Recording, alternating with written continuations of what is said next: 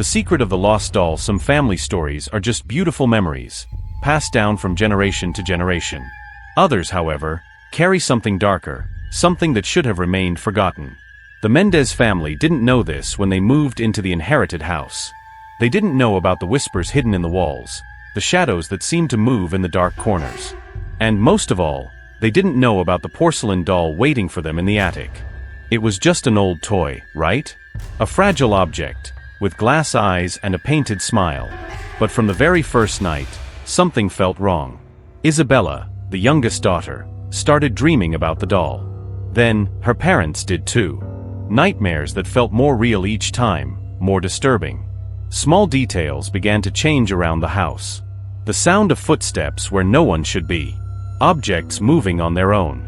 An invisible presence watching them. And then came the worst discovery of all. No one had taken the doll out of the attic. It simply appeared in Isabella's room. But how do you destroy something that no longer belongs to this world? How do you get rid of something that refuses to be forgotten? Arriving at the house and the first encounter with the doll, the house had a peculiar smell, a mix of aged wood and dust accumulated over the years. The Mendez family arrived at their inherited home with excitement, but that feeling quickly faded as they explored the cold, silent rooms. Among stacked boxes and furniture covered in yellowed sheets, the attic caught the attention of Isabella, the youngest daughter. The cramped, dark space was a maze of forgotten memories, but something inside it felt different. Among old suitcases and time-worn trunks, Isabella found a wooden box with intricate carvings. Inside, wrapped in a cloth stained by age, was a porcelain doll. Its glass eyes seemed to follow her movements, and a subtle, unsettling smile was painted on its pale face. From the very first touch, Isabella felt a shiver run down her spine. The doll was beautiful and delicate, but it carried an eerie presence, something she couldn't quite explain. Still, enchanted by her discovery, she decided to take it to her room. Her parents, busy unpacking, didn't pay much attention to the toy, only smiling and encouraging their daughter to take good care of her new friend. However, that night, the atmosphere in the house subtly changed. The air felt heavier, and the once comforting silence became oppressive. Isabella lay in bed, hugging the doll, but she struggled to fall asleep. Every time she closed her eyes, she felt as if something was watching her, even though she saw nothing around her. In the middle of the night, the temperature suddenly dropped, and a soft noise echoed through the room. A faint scratching against the wooden floor, as if something had moved. Isabella woke up in fright, scanning the room with wide eyes. The doll, which had been beside her on the bed, now lay on the floor, facing her directly. Her heart pounded, but she convinced herself she must have accidentally knocked it over. Taking a deep breath, she hesitantly picked up the doll and placed it back where it had been. However, as she settled back into bed, she had the unsettling impression that the doll's smile had widened, just slightly, but enough to send a chill through her body. The first signs, fear takes root the next morning. Isabella woke up feeling as if she hadn't slept at all. Her body was heavy, her eyes burned, and a persistent headache throbbed in her temples. When she went downstairs for breakfast, her parents noticed her tired expression and asked if she was feeling okay. "I just had a weird dream," she answered hesitantly. But the truth was, it didn't feel like just a dream. During the night, she had sensed something moving in her room, small shadows, nearly imperceptible noises. The most disturbing part was the moment she had opened her eyes and seen the porcelain doll in a different place than where she had left it before falling asleep. Even so, she tried to brush off the thought, convincing herself it was just her imagination. Throughout the day, the house continued to feel unsettling. Though she tried to distract herself, a constant unease followed her.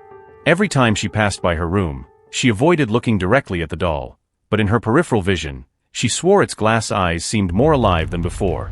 When she went to brush her teeth in the bathroom, the door behind her creaked open by itself, and an icy chill ran down her spine. The day was warm, yet the house always felt cold inside. Then something happened that made her blood freeze.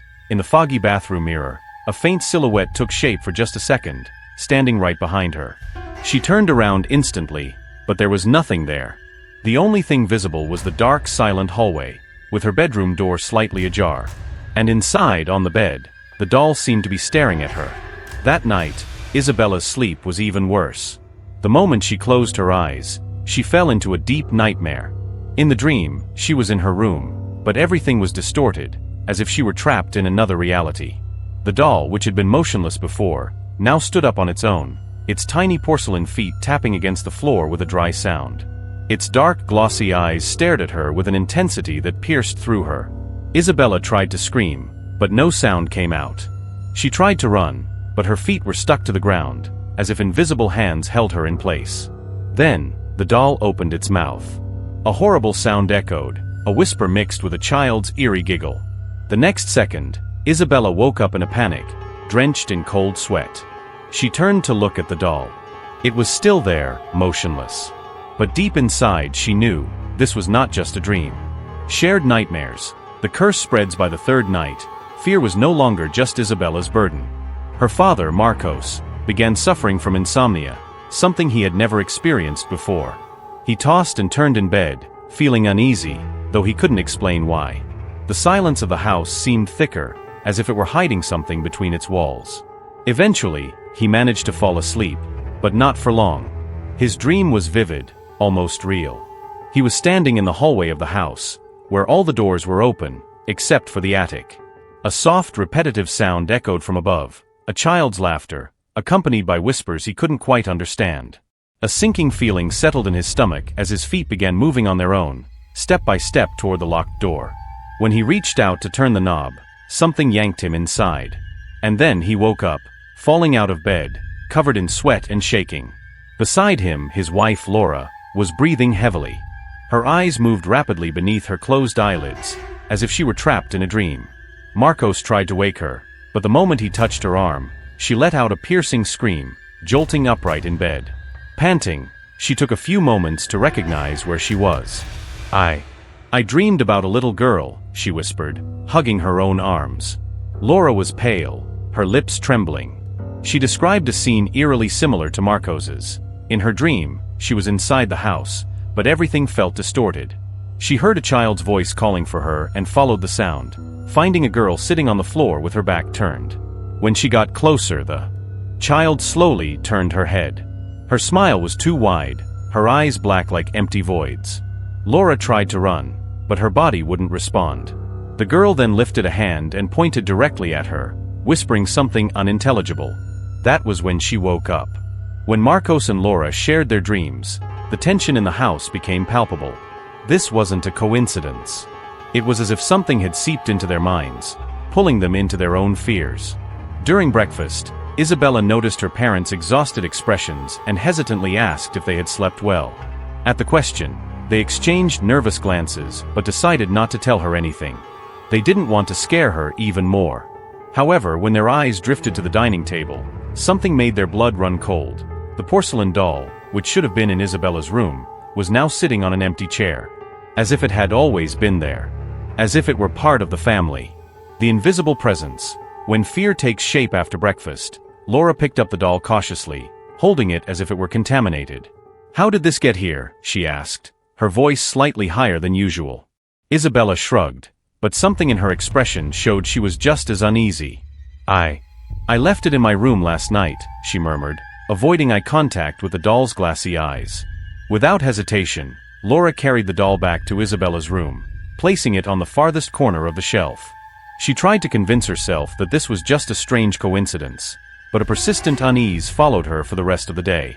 But as night fell, the atmosphere in the house truly changed. Marcos was locked in his office, trying to catch up on work, when a sudden chill crept over him. The sensation was so strong that he stopped typing, rubbing his arms in an attempt to shake off the strange feeling that he wasn't alone. The office was completely silent, except for the soft ticking of the wall clock. Then, a different sound blended into the background, a faint sigh, almost imperceptible, coming from behind him. He froze. His neck tingled, and cold sweat trickled down his temple. Slowly, he turned around, expecting to see Laura or Isabella standing there. But there was no one. The hallway outside was dark, and the slightly ajar door looked like a passage to something unknown. Meanwhile, in Isabella's bedroom, the air felt heavier.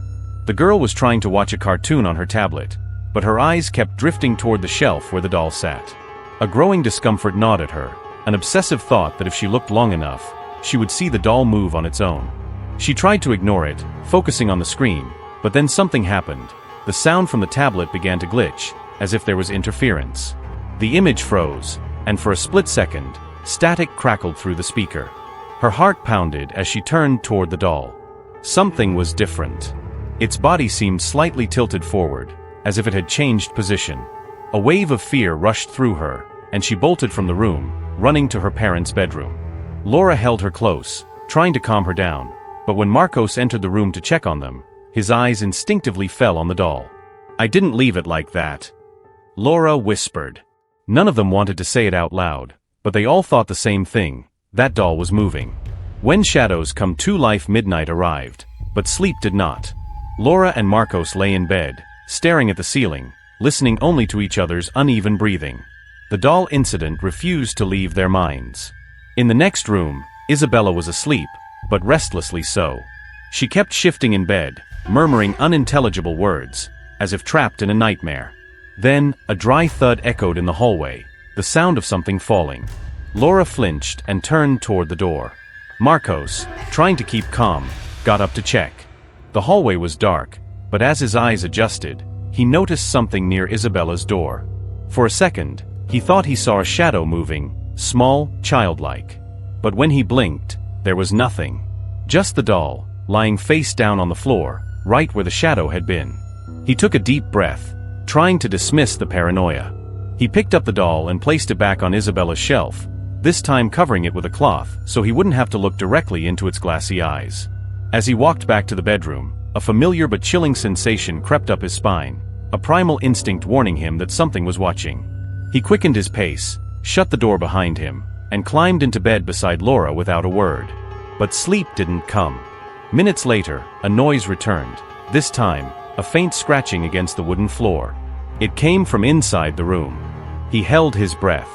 Laura heard it too and curled up beside him. The sound continued, slow, deliberate, like tiny nails scraping against the wardrobe door. A shiver ran through both of them.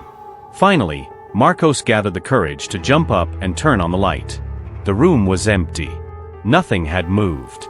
But when he glanced at the mirror, his blood ran cold. Faint, small fingerprints trailed across the fogged-up glass, as if tiny hands had slid down its surface. The next morning, the couple decided they had had enough. Marcos grabbed the doll and shoved it into a box, determined to throw it away. Laura drove to a distant vacant lot, not wanting to take any chances, and tossed the box into a dumpster. As she watched it disappear beneath the garbage, she finally felt a sense of relief, like a weight had been lifted. But that night, Isabella had the worst nightmare yet. She dreamed she was trapped in the attic, surrounded by twisted shadows whispering her name. In the center of the room sat the doll. But now, it was no longer just a toy. Its eyes were darker, its porcelain skin cracked. Slowly, the doll turned its head and stretched its mouth into an impossible grin. "You can't leave me," it whispered in a distorted child's voice. Isabella woke up screaming, and when Laura rushed in to comfort her, her heart stopped for a moment. In the corner of the room, on the very shelf where the doll had been before, it was sitting once again. Intact. As if it had never left. The doll wants to play. The curse tightens. The doll's return wasn't just a strange event. It was proof that something was deeply wrong. Laura felt her stomach turn as she saw the toy back on the shelf, exactly where it had been before. Her entire body went cold, and an instinctive fear made her step back. "Marcos," she called, her voice trembling. When her husband entered the room and saw the doll, all color drained from his face. "This isn't possible," he muttered. He had seen Laura take it away. He had heard the car drive off. And yet, there it was. Intact. Mocking them. Without hesitation, Marcos grabbed the doll and rushed downstairs. He stormed into the backyard and threw it onto the ground, leaving it abandoned in the dirt. Laura, still holding Isabella close, watched silently. They waited for Marcos to return, but he took longer than expected. When he finally walked back inside, his face was different, pale and disturbed, as if he had seen something he couldn't explain. "I dropped it, but when I turned around, I heard footsteps in the dirt," he said, his voice barely above a whisper. Laura frowned, confused. "Footsteps," she repeated, trying to process what he meant.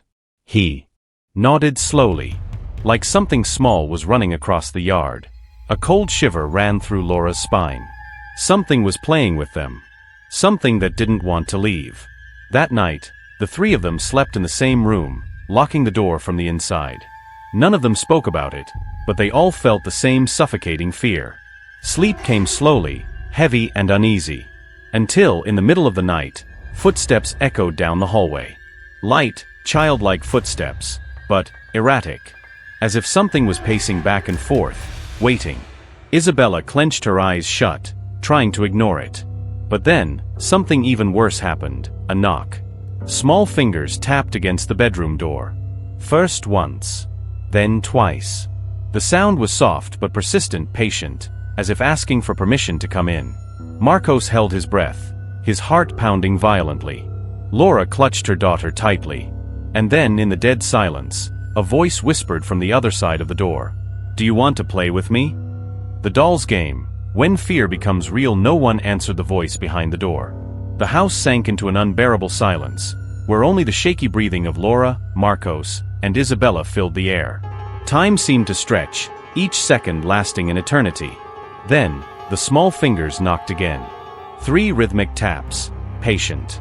"Do you want to play with me?" the childlike voice repeated, but this time, something in the tone sounded wrong. It wasn't just a child's voice. There was something else beneath it, an eerie distortion, as if multiple voices whispered behind the words. Marcos gripped the bedside lamp tightly, ready to strike anything that stepped through that door. Laura clutched Isabella against her chest, trying to muffle the little girl's sobs as she trembled uncontrollably. None of them dared to move. Then, the knocking stopped. The silence returned, and for a moment, they thought it was over. But then, something slid under the door. A small, yellowed piece of paper, carefully folded. Marcos hesitated before picking it up, but curiosity and fear made him act. He unfolded the note, and the moment he saw what was written, his throat went dry. It was a single sentence, scrawled in a childish, uneven script. "I'm already inside." The lamp slipped from Marcos's hand. Laura's breath hitched in her throat as sheer terror overtook her. "We need to get out," she screamed, pulling Isabella along. Marcos didn't hesitate. He grabbed the car keys and rushed to unlock the bedroom door. But the moment he swung it open, he froze. At the end of the hallway, under the dim glow of the living room lamp, the doll was sitting. Its glassy eyes reflected the weak light, but that wasn't what made Marcos step back. It was the fact that its head was slightly tilted to one side, and its mouth, once painted motionless, now curved into a subtle, sinister smile. "The house won't let you leave." Marcos felt sweat trickling down his neck. The doll remained still at the end of the hallway, as if waiting for them. Its unblinking gaze, the barely there smile, everything about it seemed to mock their growing panic. Laura tightened her grip on Marcos's arm while Isabella buried her face in her mother's chest, sobbing softly. "Go," Laura urged in a whisper, pushing Marcos toward the front door. He swallowed his fear, ignored the shivers crawling up his spine, and moved forward. But as he passed the doll, he felt something cold brush against his leg. A light, fleeting touch. Like tiny fingers grasping his pant leg. He jumped back, but when he looked down, nothing was there. Just the doll, unmoving. The door was only a few steps away. Marcos grabbed the handle and yanked it, locked. He twisted the knob violently, pulling and pushing, but it refused to budge. It wasn't just stuck. It was being held shut. Laura ran to the windows, but the moment she tried to open one, she realized the glass wouldn't move. It was as if the house itself had sealed them inside. Panic clawed at her chest. They weren't just dealing with a cursed doll. The entire house was alive. Then, the lights began to flicker. First slowly, then erratically, casting the room into a frantic dance of darkness and light. The furniture creaked as if something unseen was pushing against it. A sickly sweet smell of decay filled the air, thick and suffocating. And between the flickering lights, Laura saw them. On the far wall, shadows began to emerge, stretching outward as if peeling themselves from the surface. They were small, twisted figures, moving unnaturally, their thin hands reaching. They looked like children. Or at least, like something that had once been children. In the middle of them, a larger silhouette began to take shape. Taller. Darker. Something that shouldn't exist. "Mommy." A sharp, chilling voice echoed through the room. Laura screamed.